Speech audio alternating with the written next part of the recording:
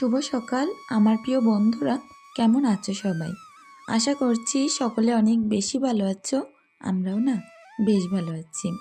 ভারতের ছোট্ট একটি গ্রাম থেকে আমি রূপা, ব্লগার রূপা চ্যানেলে সকলকে স্বাগত জানিয়ে আজকের ব্লগটি শুরু করছি।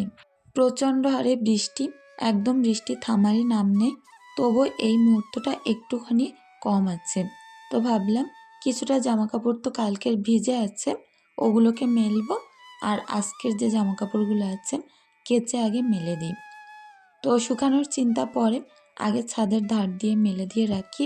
না শুকালেও না ঘরে এদিক ওদিক দিয়ে রাখলে একটু হলেও তো আসিয়ে যাবে। তো ওই কারণে সকাল সকাল আগে জামা কাপড় নিয়ে পড়লাম। এই বন্যার মধ্যেও না দেখাবো যে কতটা কষ্ট করে আমাদের এই সংসারের কাজকর্মগুলো করতে হচ্ছে। যাদের বাড়ি শুকনো আছে, পানি ওঠে না, তাদের বিষয় কিন্তু আলাদা। আর আমাদের যেহেতু বাড়ির চারিদিকে পানি, সারাদিন বাচ্চা কাচ্চা ঘরের মধ্যে আটকে রাখতে হচ্ছে, অনেক প্রবলেম করেই কাজগুলো সারতে হচ্ছে। আর তা বাদে ভোরবেলা করে মেয়ের স্কুল থাকে, আর এই ভোরের মধ্যে তার মধ্যে রাস্তায় হাঁটু সমান পানি, বোঝাই যাচ্ছে না কোনটা রাস্তা কোনটা বিল। এইভাবে এখন দিনকাল যাচ্ছে, আর কতদিন যাবে এখনও এইভাবে তার ঠিক নেই। তো চলো বন্ধুরা, কাজগুলো করতে থাকি, আর অবশ্যই সংসারের সমস্ত কাজকর্ম তোমাদের সঙ্গে শেয়ার করব। আজকে না অনেকগুলো কাজ সেরেছি, আর অনেকটা সকাল সকাল বলতে পারো। ওই 11টা-12টার মধ্যে রান্না বান্না কাজকর্ম সবটাই হয়ে গেছিল। কেন জানো তো, ভেবেছিলাম হাজব্যান্ডকে নিয়ে আজকে ডাক্তার দেখাতে যাব। হাজব্যান্ড কিন্তু আজকে বাড়িতেই আছে। তো ওর কিছু বিশেষ কাজ আছে, সেগুলো সেরে বলল 2টোর সময় ডাক্তার দেখাতে যাবে। আমি ভাবলাম রান্নাবান্নাগুলো তাড়াহুড়ো করে নিই, একসঙ্গে যাব। তো তারপরে শোনা গেল যে ডাক্তারবাবুকে দেখানো হয় না, আজকে আর কোনো রকম টিকিট ছিল না। এত ভিড় হয়েছে যে 6টা-7টার মধ্যে সব টিকিট শেষ। তো সেই কারণে রান্না টান্না তো তাড়াহুড়ো করেছিলাম, তবে আর সেখানে যাওয়া হয়নি। একটা জায়গায় যাওয়ার কথা মনে হলে শত কাজ থাকলেও কিন্তু অনেক তাড়াতাড়ি হয়ে যায়, আর কিভাবে হয় নিজেরাও বুঝতে পারি না। তো দেখো, আমার মেয়ে আমার অপেক্ষা করছিল, আমার কাজগুলো হলে একসঙ্গে নিচেই যাবে। ও বাচ্চা মানুষ তো, ঘরে থাকতে থাকতে একদম একা সেরে মতো হয়ে যাচ্ছে। সব সময় ঘরের ভিতরে আমি কাজ করি আর পেছন পেছন ঘুরঘুর করে। আর সিমরানের তো একবার টিউশন মাস্টার আসে, একবার স্কুল থাকে, আর একবার দোকানে যায়। ওর পাপার সঙ্গে কিছুক্ষণ দোকানদারি করে। তো সিমরান সেরকম বাড়িতে থাকে না। দেখো, এদিকে প্রত্যেকটা জামা কাপড় খুব সুন্দর করে মেলে দিলাম, আর প্রচণ্ড পানি সব সোপে।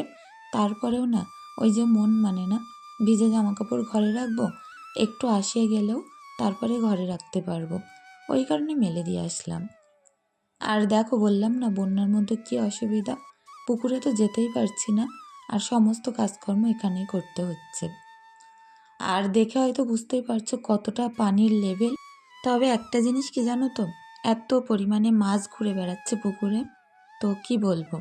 আর আমাদের যে জলঘর টাইপের করা আছে না, ওটা তো ডুবে গেছিল, সেই মাছ সব উঠোনে ঘুরে বেড়াচ্ছে। তো ওই উঠোন থেকে কাল রাতে যে কতগুলো মাছ ধরেছে, এই সামনে থেকেই ধরেছে আমাদের ওই বিলের মাছটা।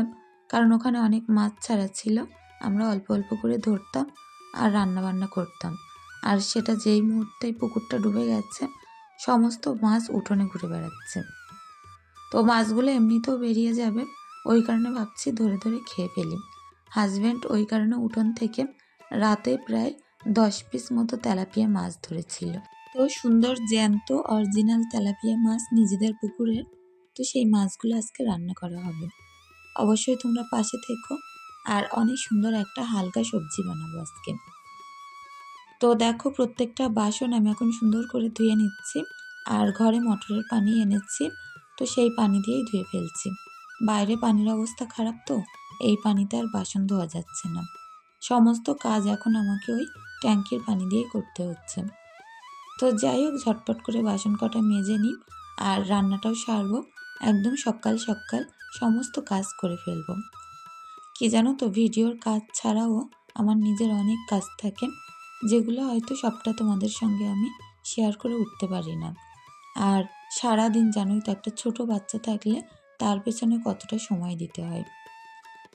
স্মার্ট গৃহিণী হতে চাইলে কিন্তু সমস্ত কাজ তাড়াতাড়ি করতে চাইলে বুদ্ধিটাও একটু সেরকম স্মার্টভাবে কাজে লাগাতে হয়। তাহলে কিন্তু সমস্ত কাজ করেও নিজের জন্য প্রচুর সময় পাওয়া যায়। তো সেরকমভাবেই চেষ্টা করি সকাল থেকে সংসারের কাজ, ঘরের কাজ, তারপরে দোকানদারিটা এখন করছি না, দোকানে যাচ্ছি না ইদানিং কটা দিন। সব কিছু সেরেও কিন্তু আমি আমার বাচ্চাদের পেছনে অনেক সুন্দর সময় দিতে পারি। তো হাজব্যান্ড এদিকে নিচেই বসে বসে কিছু কাগজপত্র দলিলপত্র বার করছিল।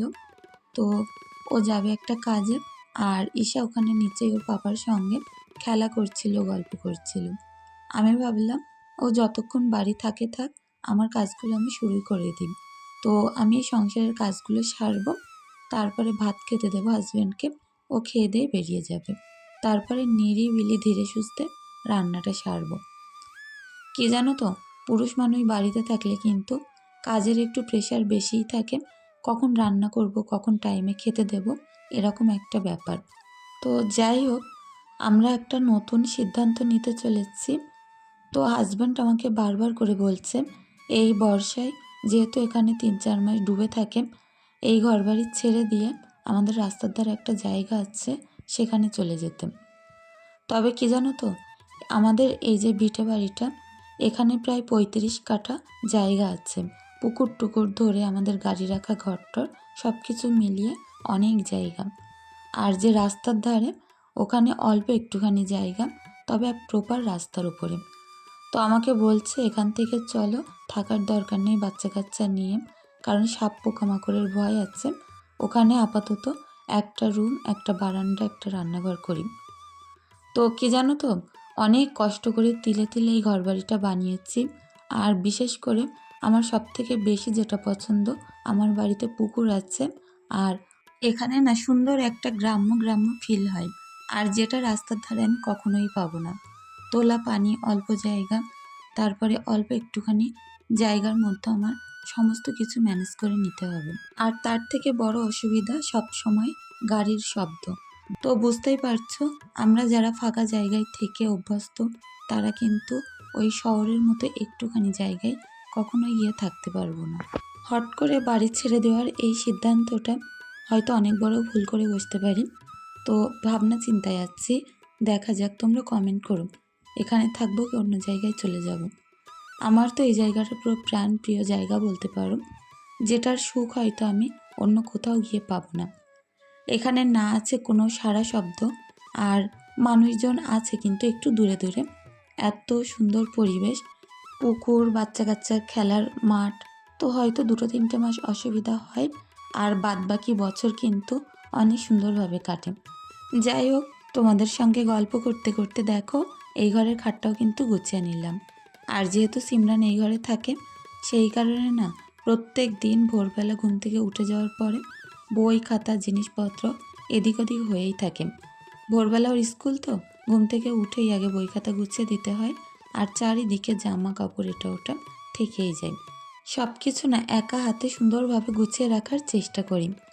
তো এখানে একটা নাইটি ছিল আমার, এটা কাচতে হবে। তো যাই হোক, যেগুলো কাচার সেগুলো বাইরে রাখছি, আর যেগুলো মোটামুটি পরিষ্কার পরিচ্ছন্ন জিনিসপত্র আলনায় আবার গুছিয়ে রাখলাম।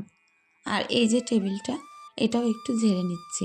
ঘরের প্রত্যেকটা ফার্নিচার প্রত্যেক দিন যদি একটু আলতো হাতে মুছে কিংবা গুছিয়ে নেওয়া যায়, প্রত্যেক দিন প্রত্যেক মাস কিন্তু একদম টিপটপ গোছানো গাছানো থাকে। বাচ্চা কাচ্চা তো হুড়াবে, বাচ্চা কাচ্চার বাড়ি, তারপরেও কিন্তু আমাদের একটু সব প্রত্যেক দিন কষ্ট করে গুছিয়ে নিতে পারলে সব কিছুই সুন্দর গোছানো গাছানো থেকে যায়। যাই হোক, এই ঘরটাও পরিষ্কার পরিচ্ছন্ন করে নিলাম। এখন যাব ডাইরেক্ট বারান্দায়, আর বারান্দাটাও এখন ভালোভাবে গুছিয়ে নেব।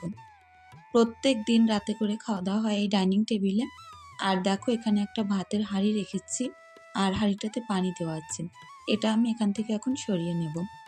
আর কাল প্রথম কমেন্ট করেছিলে মানিক মণ্ডল প্রোফাইল থেকে, বোনকে জানাই অনেক অনেক ভালোবাসা। প্রত্যেক দিন আমার ভিডিও যে অধীর অপেক্ষায় থাকো, অনেক অনেক ধন্যবাদ বোন, ভালো থেকো। আইমান আয়ান প্রোফাইল থেকে বোন বলেছ বিরিয়ানি রান্নাটা অনেক সুন্দর হয়েছে, দেখেই খেতে ইচ্ছে করছে। অনেক অনেক ভালোবাসা রইল, আর আমার বাড়িতে আসার আমন্ত্রণ রইল। রত্না লাইফস্টাইল প্রোফাইল থেকে বোন বলেছ তোমার রান্নাবান্না আপু অনেক সুন্দর, তোমার কাজকর্ম অনেক পরিষ্কার পরিচ্ছন্ন। অনেক অনেক ভালোবাসা রইল বোন এত সুন্দর একটা কমেন্ট করার জন্য। অনেক ভালো থেকো। রুহি প্রোফাইল থেকে বোন বলেছ, এই গরমেও তোমার খাটের ওপরে ব্ল্যাঙ্কেট রাখো কেন? আমাদের এখানে না প্রচুর ঠান্ডা লাগে রাতে, কাঁথাই তো একদম মানে না, তো সেই কারণে আবার ব্ল্যাঙ্কেট বার করতে হয়েছে। কি জানো তো, চারিদিকটাই পানি আর মাঝখানে বাড়ি, তো হালকা করে পাখা ছাড়া থাকে আর প্রচুর ঠান্ডা লাগে রাতে, তো সেই কারণে ব্ল্যাঙ্কেট বার করে রাখা। এদিকে দেখো রান্না করব, একটু রসুন থেতো করে নিচ্ছি। কাঁঠালের বীজ দিয়ে করবো আজকে ঝিঙের তরকারি, আর তার সঙ্গে তেলাপিয়া মাছ দিয়ে। আমাকে এক বোন কমেন্ট করেছিলে, বোনের নাম হচ্ছে জেসমিন। বোন বলেছ, আমার নামটা তোমার মুখে একবার নিও। অনেক অনেক ভালোবাসা রইল বোন, যে এত সুন্দর কমেন্ট করার জন্য। অনেক ভালো থেকো। জ্যোৎস্না কারিগর প্রোফাইল থেকে বোন বলেছ, আমি আগের কমেন্ট করেছিলাম, তার রিপ্লাই কেন দিচ্ছ না? তো কি জানো তো, তুমি যে আগে কমেন্টটা করেছিলে সেটা আমি খুঁজে পাচ্ছি না। আর একবার কষ্ট করে কমেন্টটা করো, অবশ্যই রিপ্লাই দেওয়ার চেষ্টা করব। কি জানো তো, 2-3 দিন আগের যে কমেন্টগুলো হয়, প্রচুর কমেন্ট জমা হয়ে যায়, সেখানে আর খুঁজে পাওয়াই যায় না, তো সেই কারণে কমেন্টটা আর খুঁজে পাচ্ছি না। অনেক ভালো থেকো বোন। রত্না রয় বোনকেও জানায় অনেক অনেক ভালোবাসা। অনিমা সেন বোন বলেছ, দিদিভাই শরীর কেমন আছে? জ্বরটা সেরে গেছে? হ্যাঁ গো, জ্বর তো সেরেছে, তবে আমার অ্যালার্জির কারণে না আমার প্রায় 1-2 সপ্তাহ গলা বসা থাকে। আজকে তো কটা দিন হয়ে গেল প্রচণ্ড কষ্ট করে ভয়ে যাওয়ার দিচ্ছি, একদম গলা ভালো হচ্ছে না। তো যাই হোক, তোমাদের দোয়ায় অবশ্যই তাড়াতাড়ি সুস্থ হয়ে যাব। তানিয়া প্রোফাইল থেকে বোন বলেছ, দিদিভাই নোনা পানি লেগে সিঁড়ির রং কি উঠে যাবে না? তো হ্যাঁ গো, হয়তো উঠে যাবে।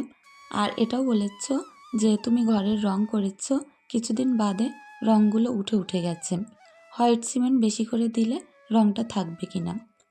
তো আমি কিন্তু ওই কারণে ঘরে রং করিনি, যেহেতু আমাদের এখানে নোনা এলাকা, রং যদি করতাম না খুব সহজে নোনা লেগে উঠে উঠে ছাড়িয়ে পড়ে যেত।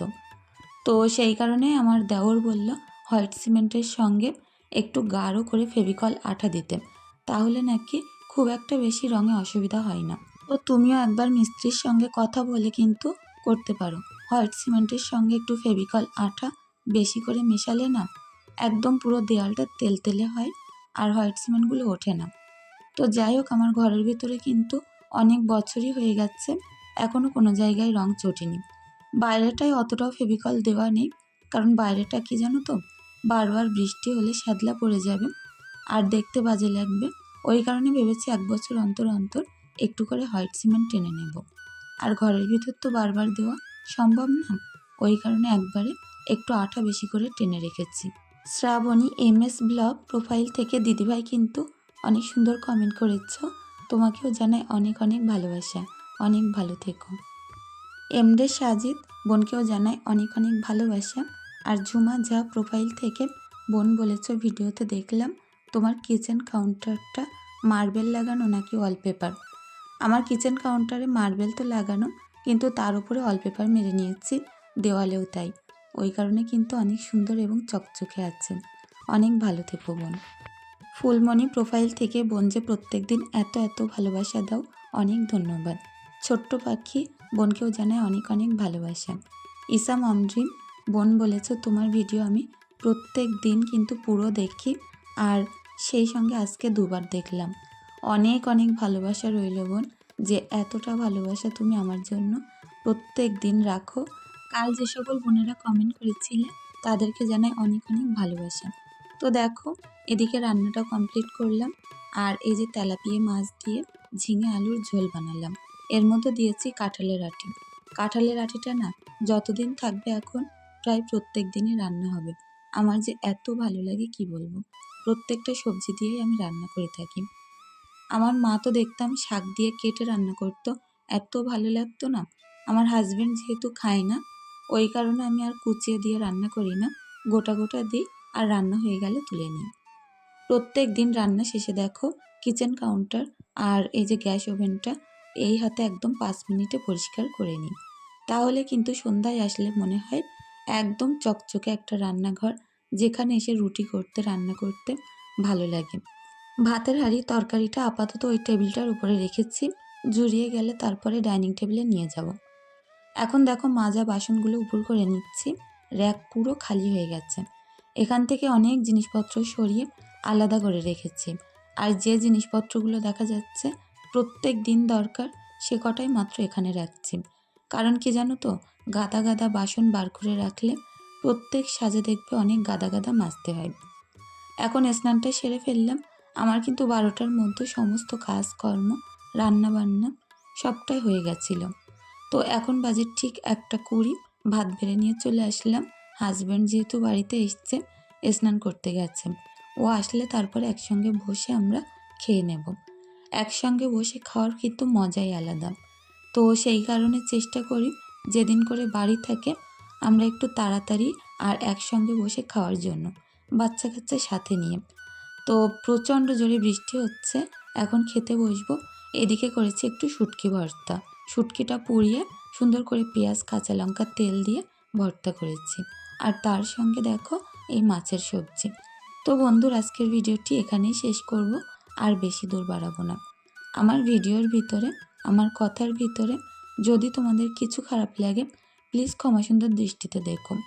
এই ছোট্ট হাঁড়িটার মধ্যে লবণ রাখি, এদিকটায় ঘি, আচার, এটা ওটা ওই বক্সটার মধ্যে করেই রাখি। ধন্যবাদ।